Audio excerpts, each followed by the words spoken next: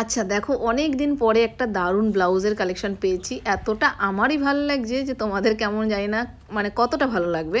তো যাই হোক, লেসটা দেখো, এতটা পুঁথির কাজ, মানে স্টোন পুঁথি।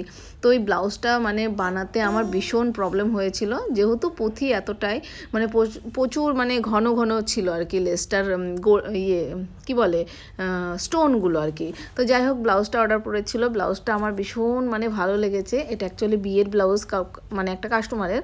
তো দেখো মানে ভেতরে যে কাঁচটা মানে এতটা সুন্দর লাগছে। আমি কিন্তু এরকম পিস আর কি আমার কাছে প্রথম আসলো। আমি অন্য টাইপের পিস দেখেছি, বাট এই টাইপের পিসটাও না, মানে যে ভেতরে কাঁচটা দেখেই মনে হচ্ছে যে স্টোন বসানো। হাতে এই ঝুলপিটা বসাতে অনেকটা সময় লেগেছিল, কারণ ওই জন্য আমি ভিডিও তোমাদের সাথে শেয়ার করতে পারিনি।